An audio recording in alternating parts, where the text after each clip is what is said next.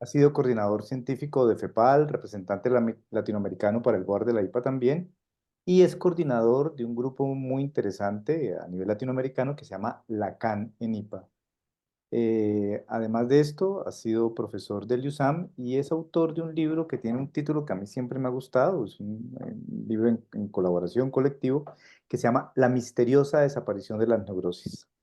Así que con el título del libro y como coordinador del grupo de la CAN en IPA lo presento para que nos acompañe hoy en esta charla de la séptima cátedra de aperturas que se llama La interpretación y se centrará en el tema de la interpretación en Lacan. Bienvenido, bienvenido Cali.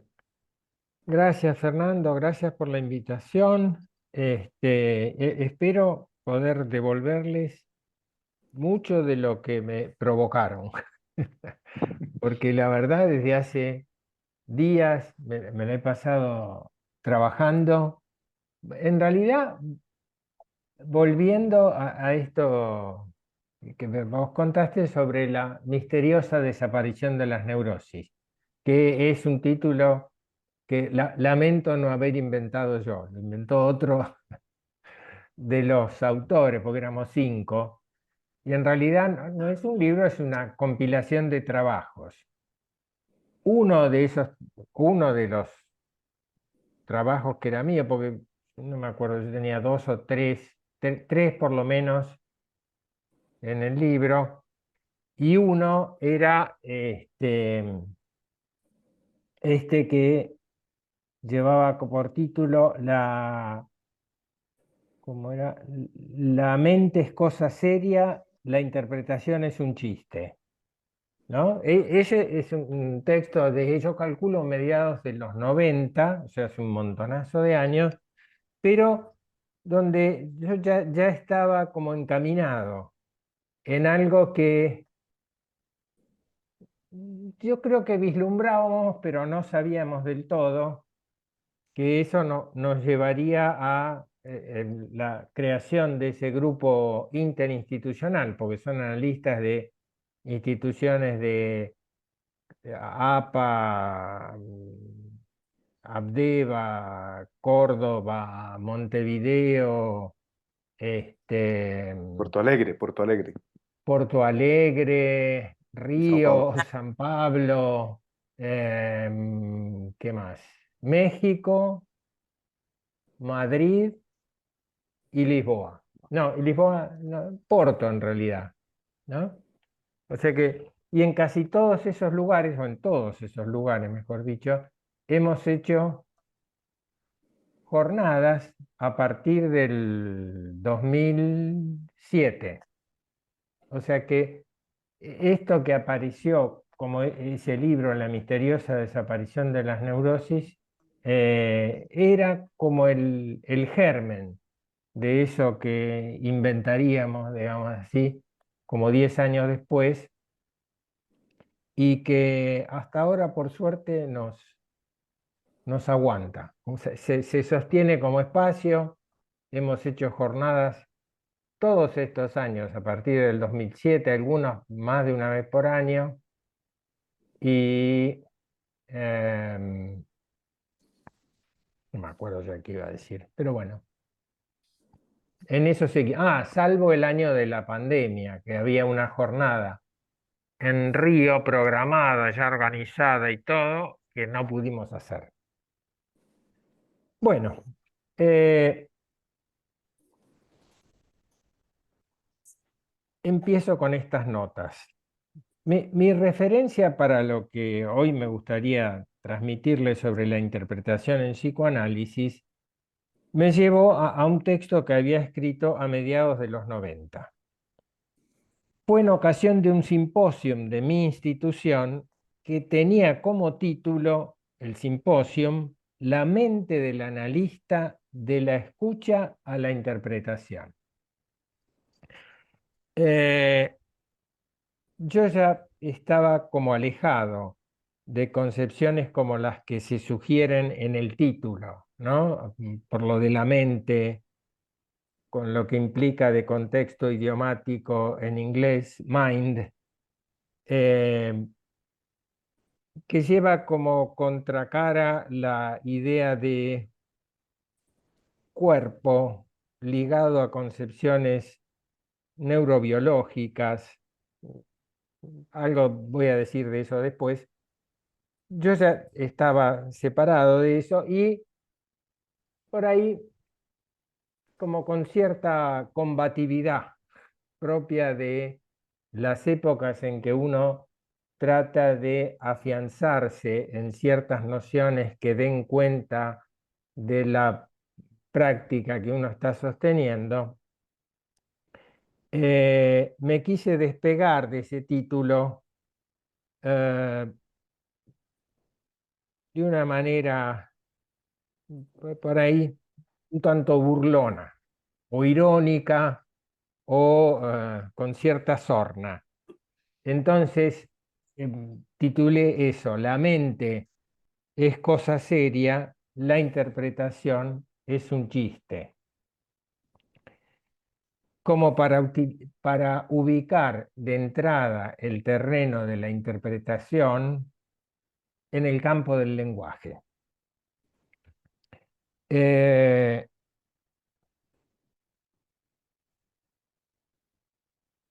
Quería con eso indicar que me inclinaba a pensar mi práctica con nociones ligadas a formas de concebir el lenguaje y su funcionamiento. De ahí que, siguiendo a Lacan, planteara a la interpretación como cercana a esa formación del inconsciente sobre la que Freud había escrito uno de sus 3 libros canónicos sobre el inconsciente, El chiste. Los otros eran La psicopatología de la vida cotidiana y La interpretación de los sueños, libros canónicos que Lacan decía que consistían en una serie de ejemplos de juegos de lenguaje. Así los veía. No estaba tan errado. O sea que el chiste es una formación del inconsciente, así como el síntoma es una formación del inconsciente, y el chiste es algo que existe solo en el campo del lenguaje y en el ejercicio de la función de la palabra, no sin dejar de implicar una economía, un régimen de satisfacciones, enfoque económico en el lenguaje freudiano, del mismo orden del que existe en esa otra formación del inconsciente, el síntoma. La mente del analista, como noción, proviene,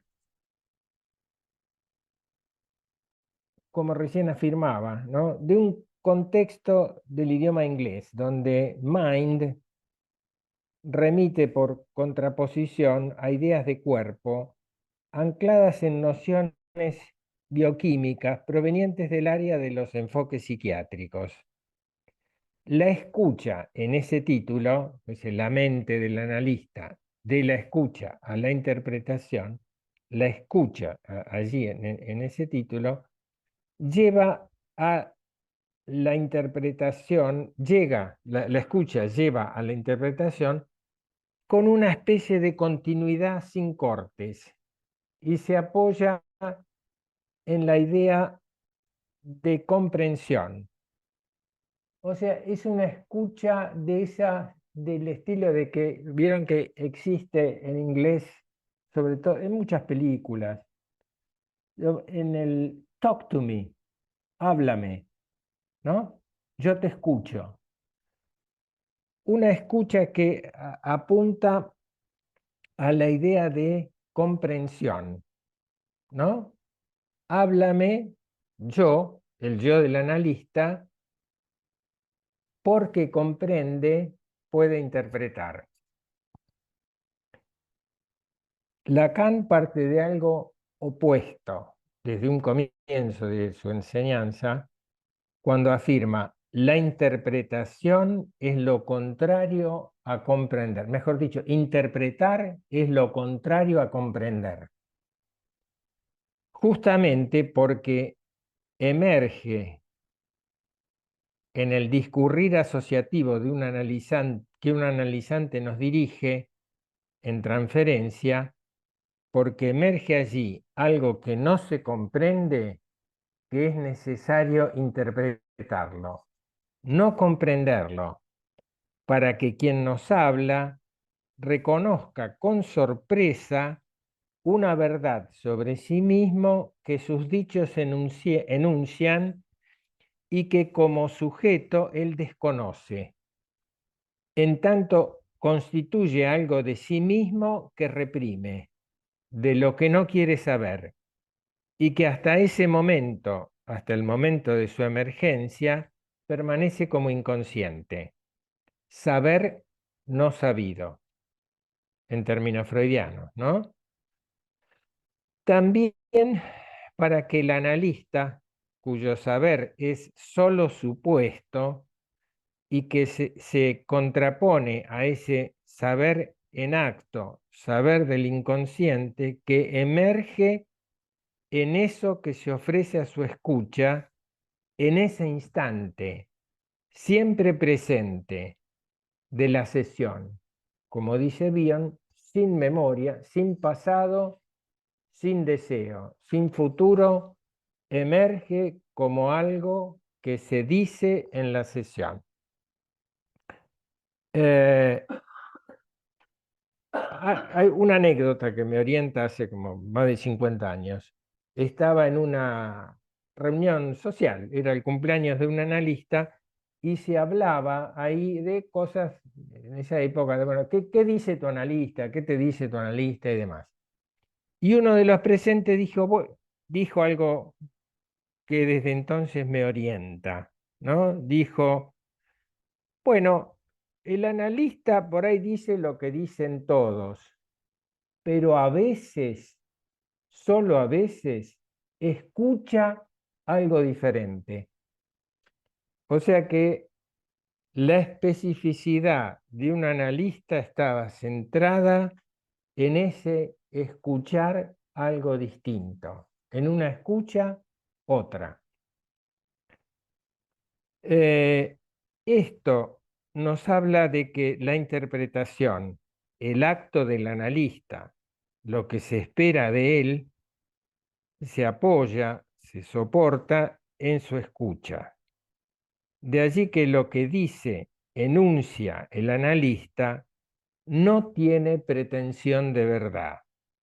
El epígrafe de la misteriosa, no, el epígrafe del texto este de La mente es cosa seria, la interpretación es un chiste, era una cita de no me acuerdo cómo se llama Kovadlov, de Santiago Kovadlov, que es un escritor, un poeta argentino, y sacó en el diario La Nación de esa época eh, una serie de dichos, ¿no? Y había uno que decía, que fue el que tomé como epígrafe, decía, un poeta no es un predicador, no dice cosas importantes, remite a cosas importantes mediante lo que dice. Quería tomar esto como parábola de lugar del analista, ¿no? Es decir, que el analista no dice cosas importantes. La interpretación es un medio, algo mediante lo cual se remite a otras cosas.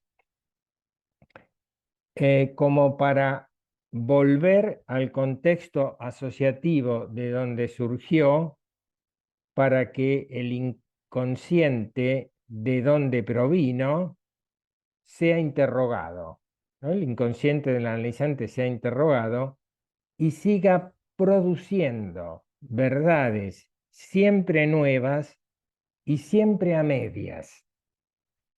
La verdad solo se dice a medias, es algo que Lacan enuncia repetidas veces, o sea que algo emerge como verdad solo sobre el fondo de lo que se calla, de lo que no se dice. Por eso la verdad nunca es toda. Esto es, eso de diga la verdad, toda la verdad y nada más que la verdad, es algo propio de un contexto jurídico donde se apela a una especie de testigo ideal, ¿no? No siendo en ese ideal, no hay forma de decir la verdad toda, ¿no? Eh, la verdad es algo que emerge en un terreno de conflicto, de oposición, o sea, es del orden de la política. La política del psicoanálisis, va a decir Lacan, es la del síntoma. Esto es, algo emerge sobre el fondo de algo que se oculta. La ética, si la política es la política del síntoma, la ética del psicoanálisis, basada en no gobernar, no educar, no curar, eh, apunta a esto de, sobre todo, no curar, no, porque los otros son más comprensibles, ¿no? No gobernar en el sentido de el análisis no es una dirección de conciencia. Se dirige, en todo caso, el procedimiento, la cura. El analista dirige la cura, no dirige la conciencia del analizante. Por eso no gobierna, no es su intención gobernar, adoctrinar, hacer que se obedezcan consignas. Por lo mismo, tampoco se educa, ¿no? No es un educador el analista, no intenta ah, articular saberes que otro tenga que tomar como propios. Eso sería una práctica sugestiva. Lo de no curar plantea, si bien se apoya en las menciones freudianas acerca del furor curandi que hay que combatir, plantea toda la cuestión de qué sería una cura, una terapéutica analítica, qué del análisis cura, ¿no? Con la idea esta de cuál es el fin del análisis y la finalidad, ¿no? Que si se trata de curar, es una cura especial, no es una terapéutica médica, y hay que poder dar cuenta de en qué consiste su valor de terapia, ¿no?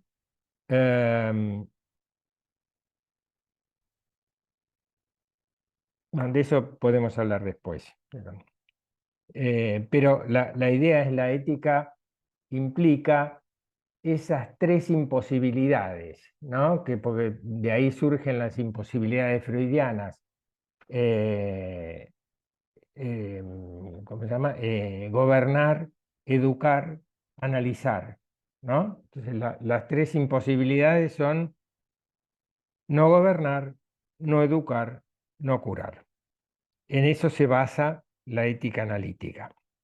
Esta verdad no toda, que encerraría una vertiente terapéutica justamente por su incompletud no accidental, sino de estructura, ¿no? Algo de lo que no se sale, no es que hay una verdad a medias que después se completa, ¿no? Eh, es algo a lo que se refería Machado cuando, sin tener en cuenta el psicoanálisis, por supuesto, pero por otro lado que tiene que ver con el lenguaje, eh, lo mencionaba como algo, no diría de estructura o de lo que no se sale, cuando dice, enuncia, ¿no? Dijiste media verdad, dirán que mientes dos veces si dices la otra mitad, ¿no? O sea que decir la mitad que estaba ausente en la verdad lleva a volver a repetir la falta de la verdad, ¿no? Así que la verdad no se completa.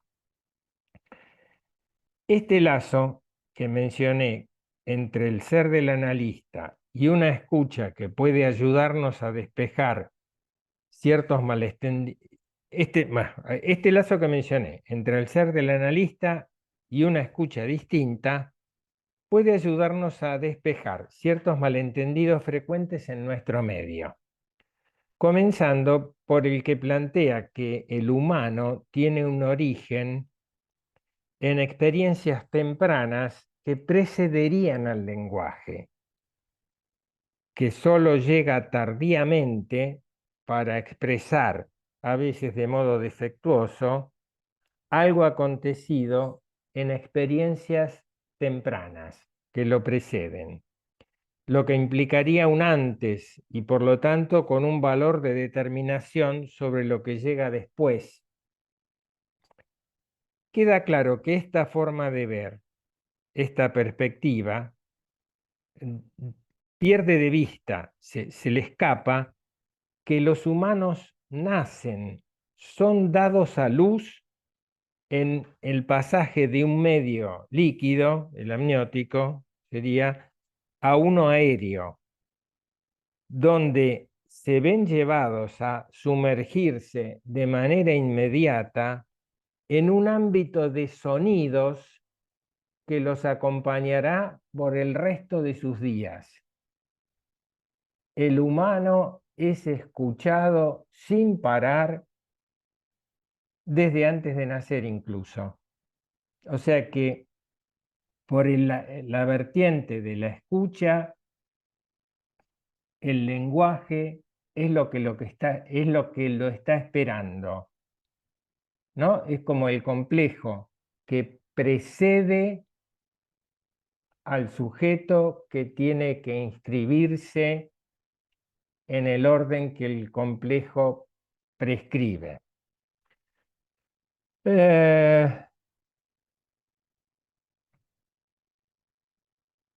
Un medio de sonidos articulados en un baño de lenguaje, donde por un tiempo considerable no entenderá de qué le hablan, aunque más rápido sí va a entender que le hablan a él, le dirigen eso que le dicen, aunque no entienda cuál es su sentido. Melanie Klein va a decir que el mayor sufrimiento del infans, es decir, el niño que aún no habla, el que aún no capta las reglas de ese juego en el que está implicado aún antes de nacer, porque aún antes de nacer se habla de él, se lo predica, es decir, se emite predicados sobre él que lo están esperando, que le prescriben como puntos de identificación que tienen que ver con el deseo de los genitores, ¿no? Puntos de identificación con los que va a cargar y que en algún momento tendrá que hacer el trabajo de desprenderse, si puede. O sea que Melanie Klein lee en esa situación del infans el mayor sufrimiento del niño en ese estado, que proviene de no entender lo que le dicen, forma originaria de esa angustia de castración, ese desamparo original que proviene de sentirse sin recursos en eso en lo que está inmerso y de lo que depende, porque todo depende de lo que demande, es decir, de lo que pueda emitir como mensajes que el otro tendrá que interpretar, y entonces se vive como un extranjero en ese baño de lengua a la que llamamos materna. ¿no? O sea que un infans es como un extranjero en otra lengua, alguien que no entiende la lengua en la que le hablan. Es como si uno estuviese en Indonesia, supongamos, ¿no? O en China. Y está ahí, ¿no? Había una película, que era Perdidos en Tokio, que era algo parecido, donde, ¿no? El lenguaje, los signos, las letras, los sonidos, no le hacen a uno ningún sentido. Y eso provoca esa angustia que llamamos desamparo. Lacan inventa un término, inventa muchos términos, se la pasa inventando términos, neologismos, ¿no? Eh, un término que no existía hasta que Lacan lo inventa es el de parletre, es decir, algo así como hablante ser. Eh, lo inventa para indicar ese sujeto cuyo ser le es dado, es decir, proviene del hecho de ser hablante. Por eso es significativo el orden de los términos. Parle está primero que être, que ser, es decir, es un habla ser, ¿no? Es decir, que el ser no es algo que cargue con lo que venga el humano, es algo que le es dado por el hecho de que está destinado a hablar, aunque no hable al comienzo. Eh,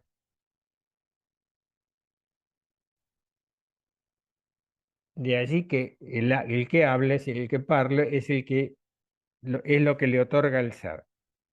Las experiencias que a este parletro se le quiera imaginar, es decir, lo que podamos imaginar de qué es lo que siente, qué es lo que imagina, qué es lo que fantasea, provienen de ese origen. O sea que en el inicio, como va a decir después, o como que va a tomar el, el Evangelio de San Juan, Lacan, en el origen está el verbo. Por eso es que mi texto, aquel del que parto para esta charla y que afirma que la interpretación es un chiste, este texto se inicia con una cita de Lacan, que hace las veces de punto de partida. La cita es: el descubrimiento freudiano es el del campo de las incidencias en la naturaleza del hombre de sus relaciones con el orden simbólico. O sea que es de ahí, es eso lo que descubre Freud. De allí se desprende que la interpretación como acto del analista es algo que acontece en el marco del dispositivo freudiano que ordena, organiza un intercambio hablado, sujeto a reglas, donde un analizante, por estar sujeto a una regla fundamental, dirige sus dichos a otro, a un lugar otro, sin sospechar lo que con ellos articula. Al lugar los dirige de una escucha otra, distinta de la del sentido común, de los lugares comunes de la escucha. Lugar que el analista debe ocupar, ¿no? El de una escucha otra. De ese lugar con el que el analizante está en transferencia, le vuelve como interpretación algo que lo interpela, no sobre lo que él es, sino sobre lo que él dijo. Eso cae sobre su decir. La interpretación no es explicativa, no busca otorgar un sentido la interpretación en este sentido y psicoanalítico, ¿no?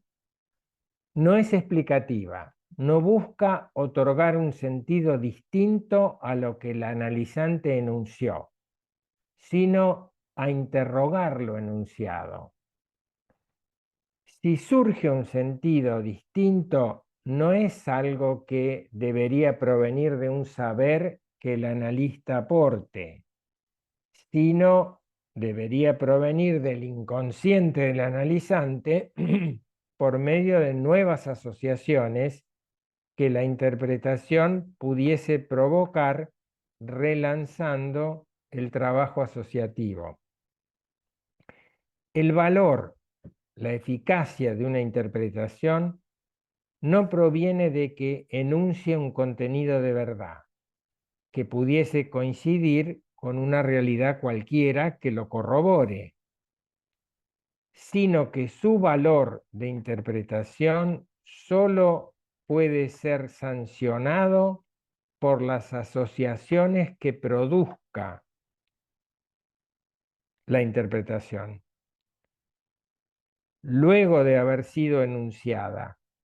Es decir, es siempre a precu, es siempre después de haber sido enunciada que puede corroborar su valor de verdad en las asociaciones que provoque, que produzca. Luego, sí, la interpretación entonces no remite a un saber referencial del analista respecto de una realidad cualquiera, que una realidad cualquiera que pudiese corroborar el valor de verdad de una interpretación. No es un saber referencial del que se trata, sino a un saber textual. Es decir, no es a un saber de algo, la interpretación no remite a un saber de la realidad, del referente, que puede corroborarla, sancionándola como verdad, sino que remite a un saber textual sobre el texto del decir del analizante que hizo posible una escucha distinta por estar articulada con elementos significantes que en su articulación producen sentidos polisémicos, abiertos siempre a múltiples combinatorias de sentidos, entre los que el analizante se verá llevado a tener que elegir, comprometiéndose en ese proceso de selección. Aquí está pasada por alto una referencia que es común para los lacanianos, pero por ahí no es común para los analistas de otras escuelas, que es que el sentido es un efecto, no es un punto de partida, no es una causa. El sentido es algo que el significante produce. Por eso es que si no hay significantes, si no se está en un orden de lenguaje, no hay sentido, ¿no? Es distinto de lo que se suele pensar como que el significante tendría un valor expresivo, es decir, que expresa algo de un orden anterior, que sería un sentido primitivo, ¿no? Un sentido ya establecido por las vías que uno se quisiera imaginar, los cuidados maternos, los lazos interpersonales, lo que fuere, que eso existe como previo y que el lenguaje viene a expresarlo. La, la manera en que Lacan se plantea el lenguaje es que los significantes no expresan sentidos, los producen. Es decir, que no hay sentidos antes de que la articulación significante los produzca.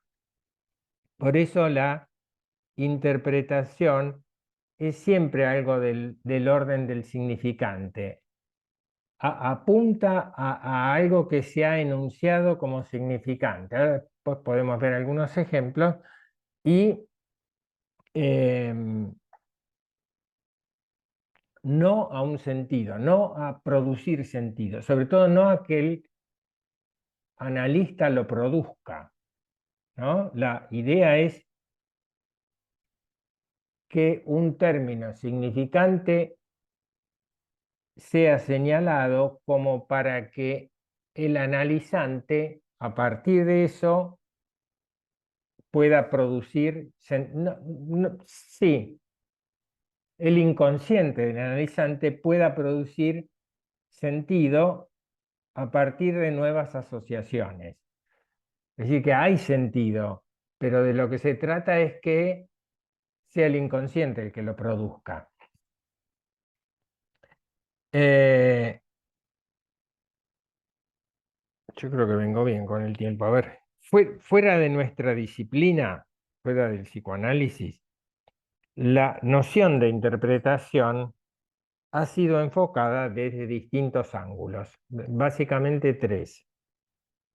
Uno es el de las letras, la literatura, los textos sagrados de las religiones, siempre abiertos a un comentario de exégesis infinito, nunca para. Por eso la Biblia, la Torá es una, el Talmud, es decir, aquello que reúne los comentarios sobre la Torá, es infinito, no para nunca. Lacan va a decir que Freud, más allá de sus creencias religiosas, va a reconocer en su origen en la tradición del pueblo cuya patria es un libro, es decir, va a reconocer en su tradición judía las raíces de la invención de su invención, que va a ser el inconsciente, va a reconocer el origen de eso en esa disciplina de la letra, ¿no? Otra forma de la interpretación es la musical. También está sujeta a una escritura, pero en las que sus elementos, las notas y no letras, no producen sentido, ¿no? Eso no quita que más allá, tanto en su vertiente instrumental como en ese misterio o misterioso milagro de la voz humana, el canto, la lleva a producir conmociones significativas en nuestro sentir o en el sentir de los pueblos o incluso hasta en los animales, cuando dice que la música los calma. Pero más allá de sus efectos evidentes, no implica producción de sentido. La tercera vertiente sobre que se piensa la interpretación es la del vertiente escénica, teatral, ¿no? La interpretación como parte del teatro, que Calderón, entre otros, inmortalizó como eso que caracterizará a la esencia de la experiencia humana, ese plano de ficción en que esa experiencia consiste y del que no puede desprenderse. No hay realidad sin ficción, no hay experiencia de la realidad sin ficción. De allí que, para Lacan, fantasía, ficción y realidad se articulan como dos capas, anverso y reverso, de esa cinta en la que pueden pasar de una cara a la otra sin atravesar ningún borde, ¿no? Esa es una de las figuras una de las figuras topológicas que Lacan utiliza. Todas tienen como núcleo un agujero, ¿no? Que se puede rodear, pero que no se puede suprimir, ¿no? Eh, Calderón lo dijo en el 1500 y asombra escuchar eso, aunque seguramente hay otros que lo dijeron antes también, ¿no? Ese es el valor de volver a los clásicos, de ponerse al tanto de que preocupaciones actuales fueron también tramitadas por hombres hace siglos, ¿no?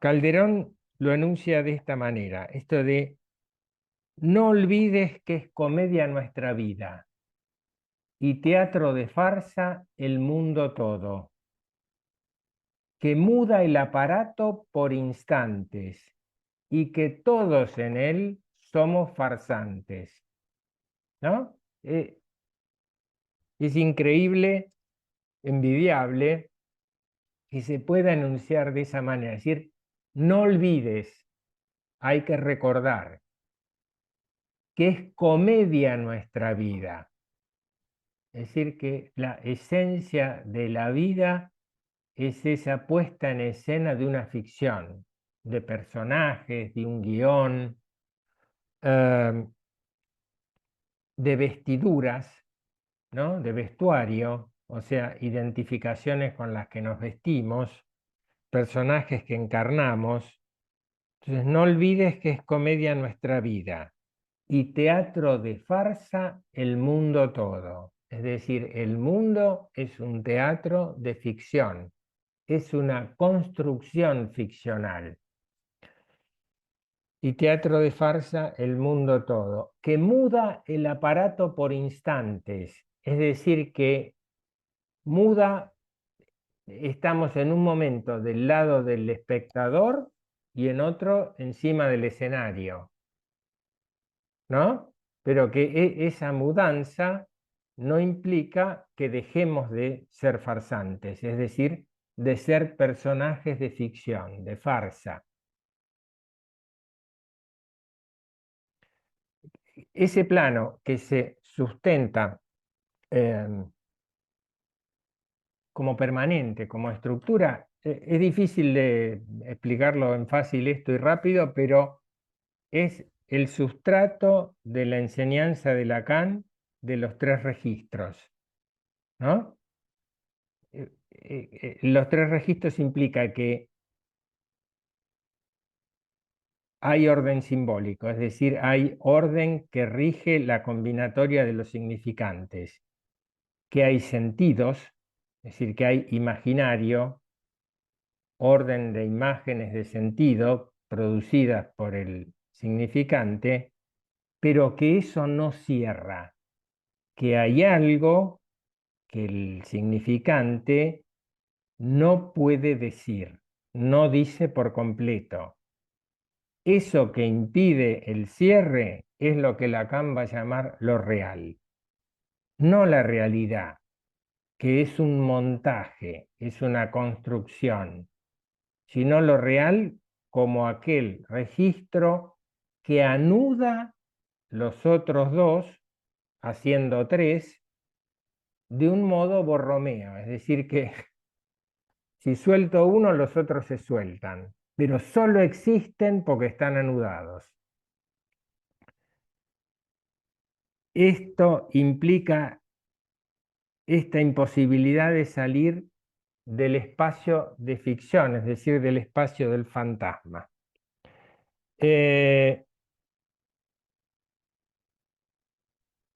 Yo calculo que a esta altura ya habrán vislumbrado, anticipado o adivinado que mi perspectiva del psicoanálisis eh, es más cercana a estas prácticas artísticas que hablan de la interpretación, la literatura, la música, la plástica de las imágenes, em, incluso los textos religiosos y la ficción teatral.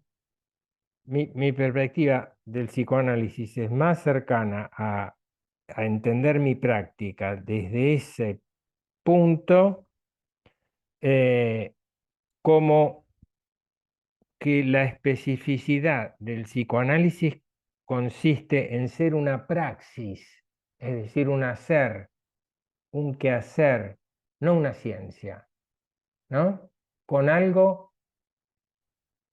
de orden de lo artesanal, artístico, que por lo tanto es singular, que no es repetible y equiparable con otros quehaceres. El psicoanálisis es, por eso, no es una ciencia, no es una religión, hay que impedir que lo sea, eh, es una praxis sujeta a reglas de discurso. Eso implicaría muchas otras ideas de Lacan, construcciones acerca de los esquemas de discursos y demás, pero bueno, lo que quería transmitir es eso, que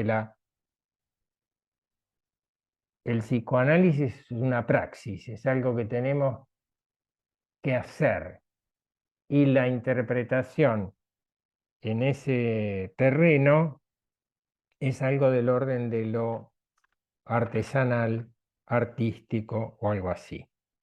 Yo me parece que paro acá y les puedo hacer dos cosas más.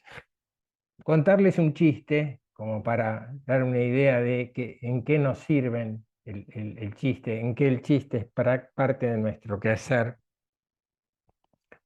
Cualquier analista a esta altura sabe que si escucha un chiste, hay algo que le están diciendo, hay algo que está articulado ahí que devela o revela una verdad de un sujeto. O sea que por un lado le cuento un chiste y por otro lado una anécdota donde se trata de un significante que emerge y que puede ser escuchado con sorpresa. El chiste es uno medio trillado, por ahí ya lo saben, lo conocen, uno conoce chistes, o por ahí me lo escucharon contarlo a mí, porque es de los pocos chistes que no me he olvidado por lo que tiene que ver con nuestro quehacer. Es ese en el cual un hombre interpela a otro, le pregunta, ¿tu mujer hace el amor con vos por amor o por interés? Inmediatamente el interpelado contesta, no, por amor, claro. Entonces dice, ¿y por qué estás tan seguro? Y porque interés no muestra ninguno, ¿no? O sea que en la polisemia de un significante interés se ponen en juego muchísimas cosas de nuestra disciplina. Por ejemplo, eh, ¿de qué se trata en la relación sexual? Eso que Lacan dice que no hay, ¿no? Es decir, que no hay relación en términos de una proporción que sean equiparables los términos. El chiste lo pone en evidencia por el hecho de que la relación une términos que van ligados a intereses muy distintos, ¿no? O a distintas formas de concebir el interés. No, no alcanza, o digamos, la relación del amor no es suficiente para dar cuenta de la tendencia sexual, ¿no? Porque en el interés está aludido que hay otras cosas, que no es lo mismo para un hombre que para una mujer, que por ahí una mujer puede tener otros intereses o que puede sustraer sus intereses del interés del marido. Bueno, muchas cosas en eso que se juega en un intercambio de lenguaje, como es un chiste, ¿no? La anécdota que quería contarles es sobre una conversación en la que estuve también hace, no sé, 1000 años, donde alguien hablaba de una sobrina, ¿no? Y lo que contaba de la sobrina, que era una chica de veintitantos años, que se había recibido, ¿no? Se había graduado en la universidad. Y que entonces, cuando anunció a la madre, o sea, a la hermana de esta persona que hablaba, le anunció a la madre que se había graduado, también le dijo que estaba interesada en las mujeres. Es decir, que sus intereses sexuales tenían esa característica, ¿no? Entonces, bueno, esta persona contaba lo impactada que estaba la hermana por la noticia que había recibido, eh, y entonces sigue comentando que a la chica no la veía bien, que desde hace un tiempo la veía como desmejorada, que había aumentado de peso, que no se cuidaba, no atendía a su aspecto. Dice, la verdad que está totalmente estrolada. Cuando dijo eso, no sé cómo será en Colombia, pero en Buenos Aires, trolo, trolado, alude a, digamos, es un término que alude o a un exceso en la vida sexual del orden de la promiscuidad o a una inversión de la tendencia sexual. Entonces, cuando dijo yo me vi como sorprendido porque en medio de una conversación común, si ella hubiese utilizado está como arruinada, está destruida, está, no sé, lo que fuere, pero si ella dice estrolada, lo que dice adquiere una forma de incluir a la persona que lo enuncia medio especial, que sería eso que una escucha analítica está buscando, ¿no? Hay un libro que describe al analista como a un analista, que un analista se describe a sí mismo como un cazador de palabras. Es decir, que está a la búsqueda no de sentimientos, no de pensamientos, no de sentires, sino de términos, ¿no? El analista busca cazar significantes. Eso sería lo de una escucha otra, que hace a la especificidad del analista en términos de escucha por fuera de los lugares comunes de la escucha, es decir, escucha fuera de los sentidos comunes. Y en eso que emerge, en ese término, estrolada en este caso, está puesto en juego toda una serie de conmociones que tenía la persona que estaba hablando por las noticias que había recibido ella y su hermana, y que incluía el impacto por el cambio de los intereses sexuales, el impacto que a ella le producía, lo que eso podía mover de sus intereses escondidos, de sus prejuicios, ¿no?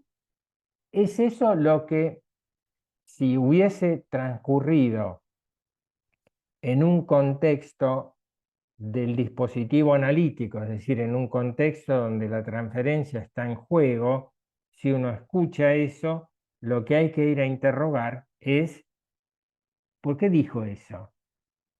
¿No? Uno podría decir como simplemente como estrolada, ¿por qué estrolada? ¿No? Es decir, llevar a que quien enunció se vea interpelado por su dicho, ¿no? ¿Por qué dijo eso? ¿Qué de eso que dijo habla de esa persona? ¿No? En el caso del dispositivo analítico, de un analizante, y el indicar un término como significante en un escuchado en transferencia es la base del juego del análisis, ¿no? Del juego del lenguaje que el análisis implica.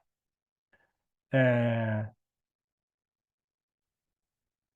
bueno, yo pararía ahí porque hay otros ejemplos de interpretación que podría dar, pero cualquiera de nosotros tiene esos ejemplos, así que me gustaría parar acá y charlar un poco con ustedes, intercambiar, si tienen preguntas, dudas, comentarios. Cali, sí, primero que todo, gracias, gracias por la presentación. Y si quieres hacer como una pregunta que es, no sé si es como decirla de cajón, tal vez, y es la relación de la interpretación con la escansión, con esa forma de Ajá. terminar la sesión analítica lacaniana. ¿Qué relación hay ahí? Sí, eh, a ver, hay varias cosas en eso, ¿no? Y eh, una que es la escansión proviene el corte, ¿no? Lo que se llama el corte, es un corte en una frase, la escansión. Es escandir un dicho, partirlo. ¿Por qué partirlo? Porque una frase, de acuerdo a donde se le ponga el punto final, vuelve y le da sentido a eso, ¿no? Es decir, que uno cuando elige, ¿no? Se puede puntuar una frase, como sería hacerle una puntuación. ¿No? Hay como ejemplos graciosos que dicen eso, como, digamos, frases que pueden detenerse en cada término e implicarían significados distintos, ¿no? Por ejemplo, esa de que dice, hay negro, hay negro así, hay negro así no, hay negro así no sé, hay negro así no se puede, hay negro así no se puede seguir, ¿no? De acuerdo a donde ponga el punto, lo, lo que se dijo hasta ahí adquiere un sentido. Por supuesto, esto con frases que tienen muchos sentidos o con frases que tienen dobles sentidos o múltiples, ¿no? Pero que en un término puede haber muchos sentidos, como este en estrolada. Si uno detiene ahí, ¿no? Adquiere un sentido. Por eso, una cosa es la sesión puntuada.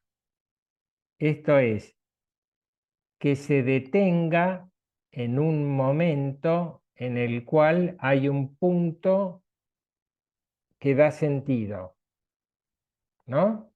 Esto es lo que, pero eso es una concepción del funcionamiento de la cadena del lenguaje, que como la idea del punto de Capitón, no sé si lo escucharon, ¿no? Pero Lacan lo menciona en eso, en la teoría del significante, que hay un punto que abrocha, detiene el discurrir de la cadena y abrocha sentidos por el hecho de que remite hacia atrás, ¿no?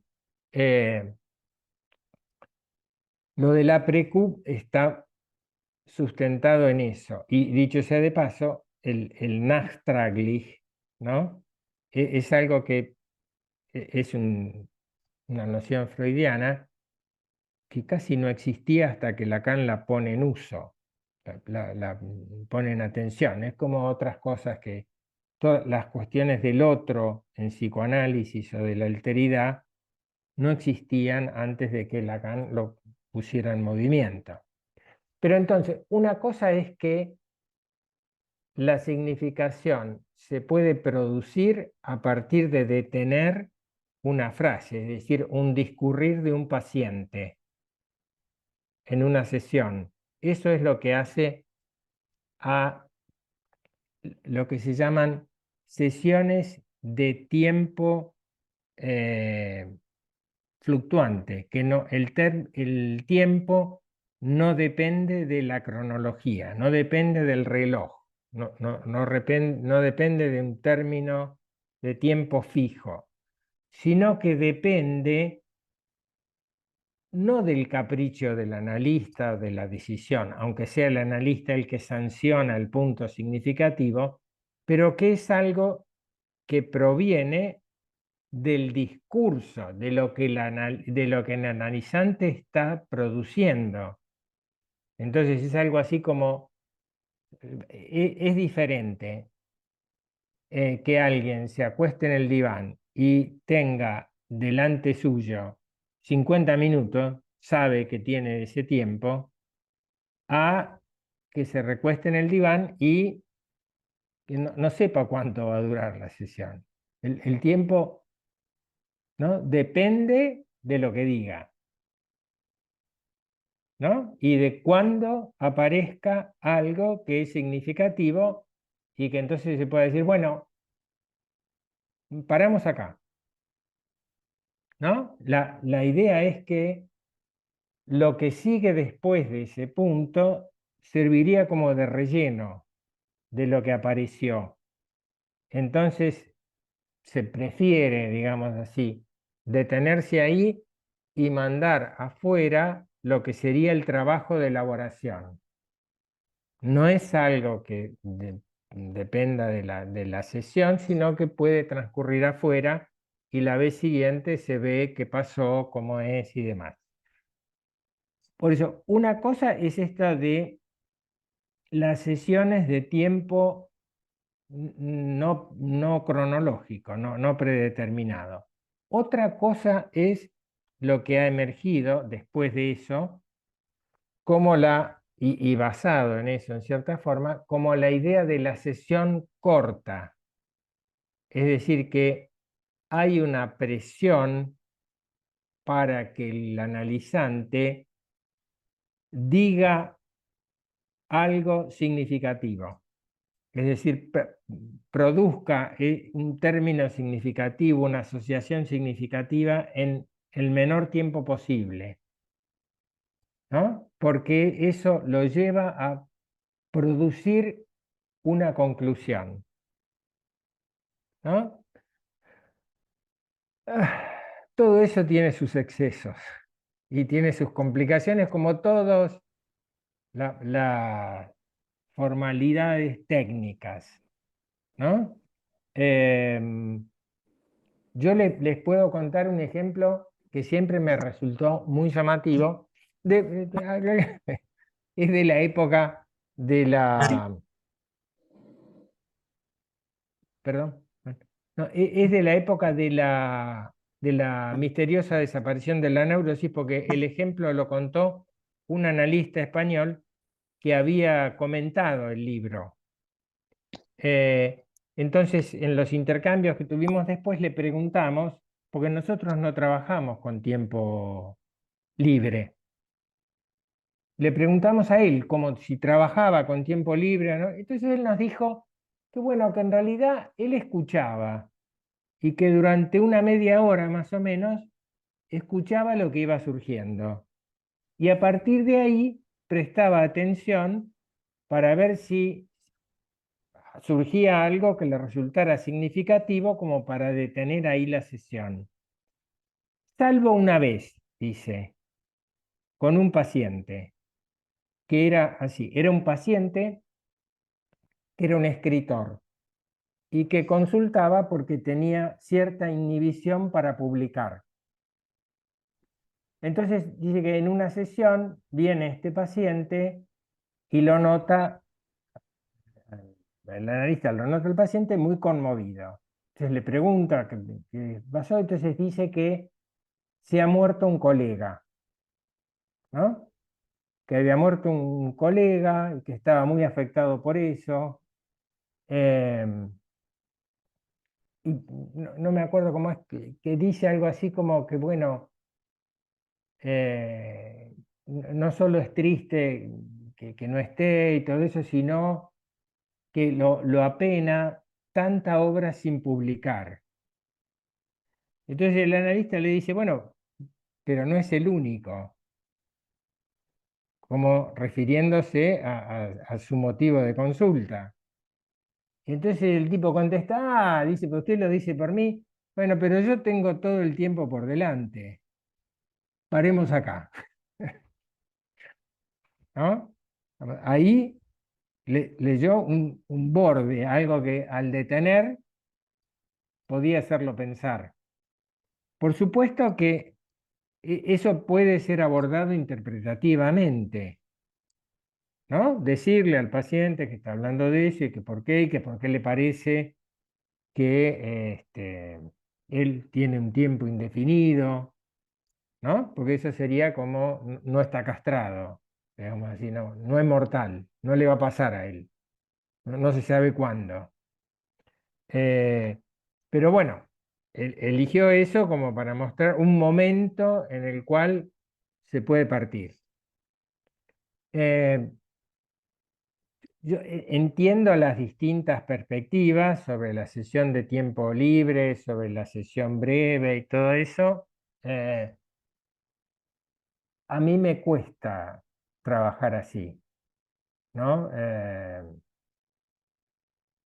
A veces me doy cuenta que la sesión terminó, ¿no? Porque en realidad cuando pasa algo significativo así, en general ya terminó, ya es difícil que aparezcan más cosas u otras, ¿no? En ese sentido, por ahí.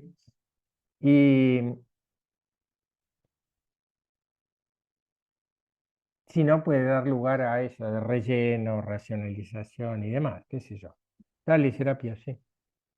Yo me estaba preguntando, quería preguntarte qué piensas tú de si ese corte de sesión correspondería a lo que se podría llamar un acto analítico en Sí. lugar de interpretación, digamos así, ¿no? ¿Y qué tendría que ver eso un poco con los niveles de funcionamiento psíquico del inconsciente, digamos así, ¿no? Un inconsciente que no ha sido reprimido u otro inconsciente que ha pasado por el proceso de represión y ha transcurrido hacia la simbolización, digamos así, ¿no? Entonces, ¿cómo manejar eso desde el punto de vista metodológico y la interpretación?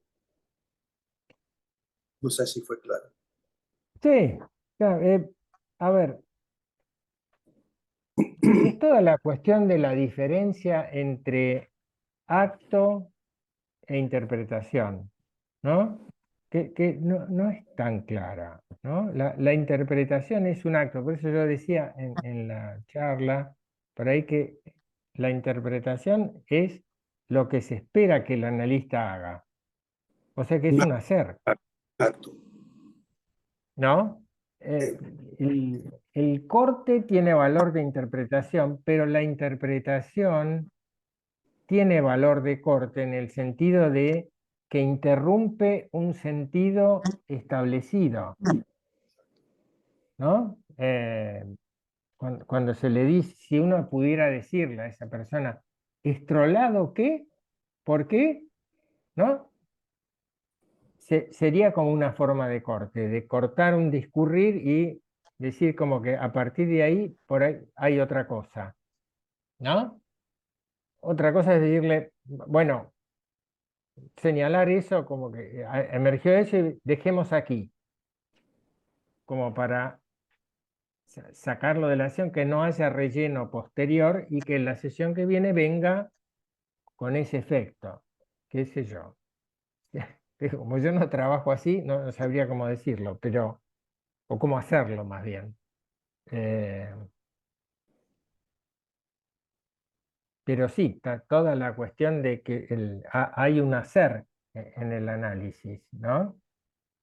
No la acción, porque la acción es más del lado del analizante, por eso puede aparecer como acción en el terreno del acting out, digamos así, algo que no puede enunciar. Pero el analista, si está en su posición, su terreno no es la acción justamente, sino el acto, el Exacto. interrumpir algo para que algo pase, para que algo distinto se instale. No sé si... Sí, de acuerdo. Inclusive me pregunto cuánto hasta el silencio mismo puede ser un acto. Totalmente, sí, sí, el no responder, sí.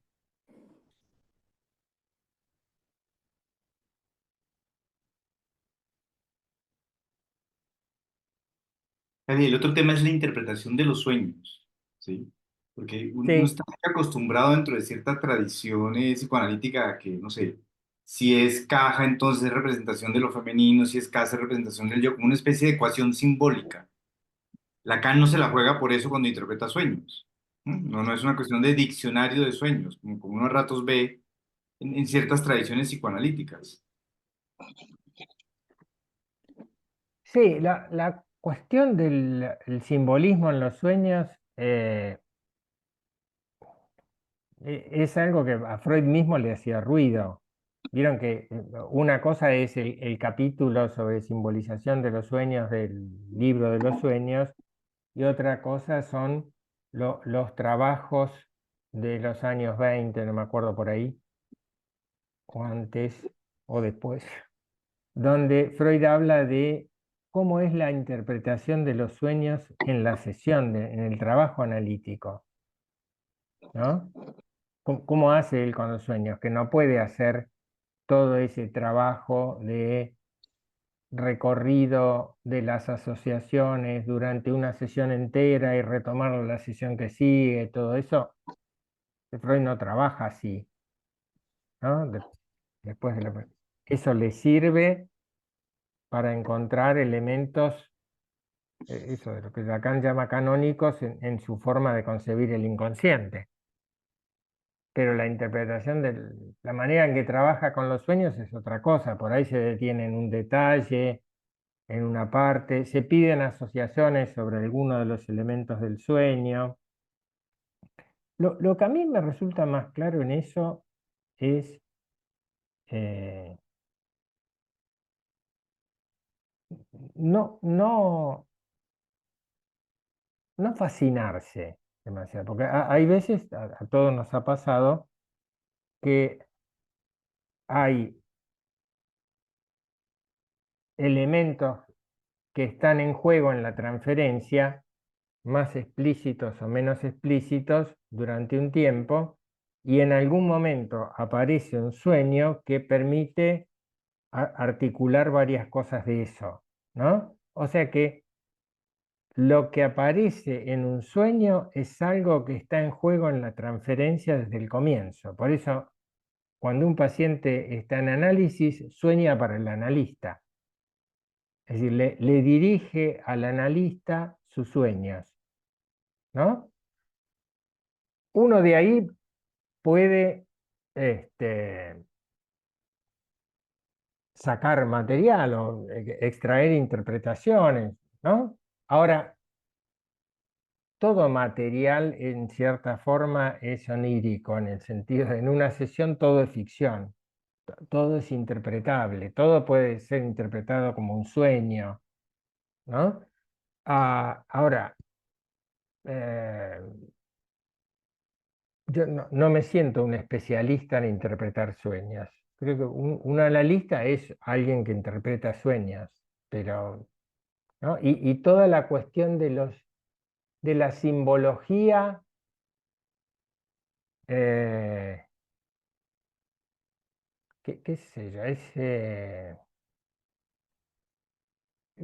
Me suena como más junguiano que freudiano, ¿no? Es decir, como más de que aparecen determinados elementos simbólicos o icónicos que remitirían siempre a lo mismo, qué sé yo, la escalera como representación de la excitación sexual, ¿no? Pero ya me acuerdo de haber escuchado a una paciente que era analista que soñaba con escaleras y ella decía que soñaba con escaleras desde chiquita, pero que no era freudiano ese.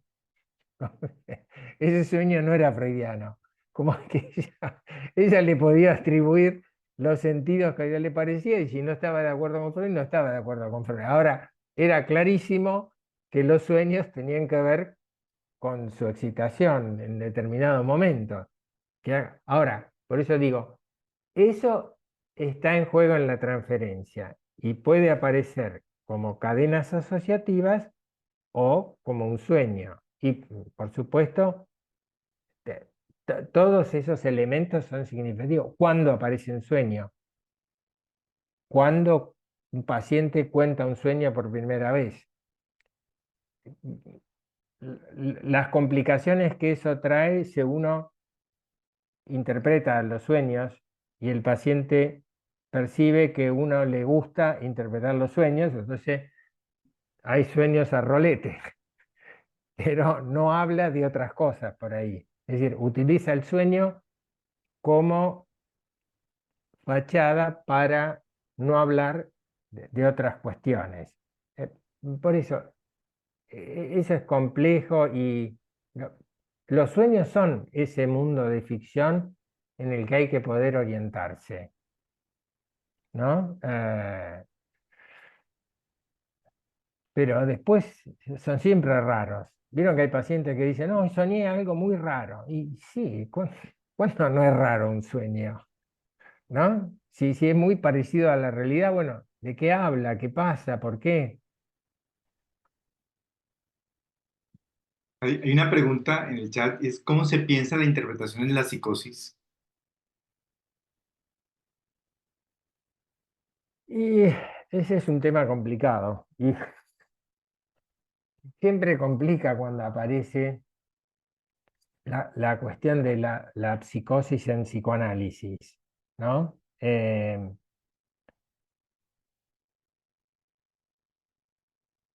Una respuesta posible o indicadora, ¿no? Es algo que surge en un libro de Colette Soler, y creo que habla del abordaje de la psicosis. Y de lo que toma en cuenta es algo así que ante un psicótico, es decir, alguien que carece del recurso al fantasma, ¿no? Como dice Freud, cuando se retira la investidura de la realidad, en la neurosis va hacia la fantasía, va hacia el fantasma, hacia el elemento imaginario, se recompone de otra forma. El psicótico, por su forma de inserción en el lenguaje, es decir, la psicosis está leída ahí como una estructura clínica, es decir, una forma de estar incluido en el lenguaje. Como el psicótico no cuenta con ese recurso, el otro, el, el que está en el lugar del otro, que el analista debería ocupar, tiene la complejidad de que entonces cuando habla o dice algo, el otro no se lo puede sacar, el psicótico no se lo puede sacar de encima. Lo va a escuchar como una emergencia alucinatoria, como una voz, ¿no? Entonces, lo que se indica es, el analista debe abstenerse de interpretar, ¿no? Porque si interpreta, eso es como un mandato superyoico que el paciente psicótico no se lo puede sacar de encima, ¿no? No lo puede poner en duda, ¿no? Es que, ¿qué me habrá querido decir este o no? ¿No? Entonces, bueno, pero es todo el problema de qué es un abordaje psicoanalítico, es decir, transferencial de la psicosis, ¿no?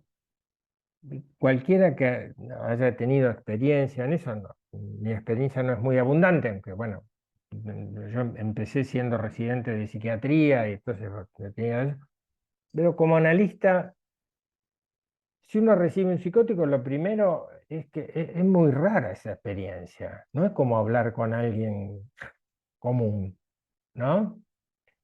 Y después que esa diferencia no siempre es tan evidente, ¿no? Es decir, una estructura psicótica no es una psicosis clínica desencadenada, ¿no? A veces pasan años y en el mejor de los casos, por ahí no pasa nunca, que desencadene, ¿no? Pero uno percibe que hay algo raro en esa forma de hablar, que no habla como un neurótico, que es otra cosa, ¿no? A veces se puede anticipar. Muchas otras veces a más de uno le pasa, y al más pintado le pasa, que después de 10 años de analizar a alguien como neurótico, viene un día diciendo que se va a casar con un extraterrestre, y ¿no? Es una sorpresa, no es que o hace algo rarísimo, o qué sé yo. Pero ese es el problema del abordaje psicoanalítico de la psicosis, que es algo siempre conflictivo, siempre difícil, ¿no? No es del orden de los psicoanalistas en general. Y es como que hay que inventar otra maniobra de la transferencia, que sería cómo acotar un goce, una satisfacción que lo invade, que puede em, manifestarse como sensaciones corporales irrefrenables, o qué sé yo, ¿no? Em, ¿Cómo acotar eso, de tenerlo en una estructura clínica que no dispone de la represión, ¿no? Es difícil eso, ¿no? Por eso no existen analistas que tengan muchísimos pacientes psicóticos, no se tolera eso, ¿no? Y tampoco, no es que no se los pueda ayudar, ¿no? Intentar estabilizaciones, em, intentar restituciones que sean mejores o más estables, eso se puede hacer, pero la maniobra no es la interpretación, me parece, ¿no? Bueno, Cali, quisiera entonces agradecerte, sí, a nombre del Grupo de Aperturas tu presencia, sí, y una buena introducción a Lacan, porque nuestro medio no es muy lacaniano, como te decía antes de empezar, ¿sí? Así que Ajá. muchas gracias por tu introducción a este pensamiento. ¿Mm? Bueno, pero quería un señalamiento, no una interpretación, pero decirles que muchos analistas, que no necesariamente lacanianos o que se identifican como tal, están muy interesados por las cuestiones del lenguaje, ¿no? Me acordaba porque vos sos uno de los que tenés interés y especial y lecturas y citas de Pascal Quignard, por ejemplo, ¿no? Vaya si hay uno que está tomado por el funcionamiento del lenguaje, sus maniobras y misterios como Quignard, ¿no? Cuando vos te interesa o te ves tomado a partir de estudios de etimologías y de eso, de cómo, tiene alguna vertiente que refleja algo de lo que vos pensás o de la manera en que vos te manejás con el análisis, con el lenguaje en los análisis, ¿no? Pues yo decía, no sé si es tanto cuestión de hacer profesión de lacaniano. No sé si interesa mucho, hay demasiado, ya, ¿no? Pero sí poder interrogarse por qué lugar tiene la manera en que se concibe el lenguaje en lo que uno hace, ¿no? Eso. Y gracias de nuevo. Bueno, vale. Muchas Espero que gracias. les haya servido. Excelente. Dale.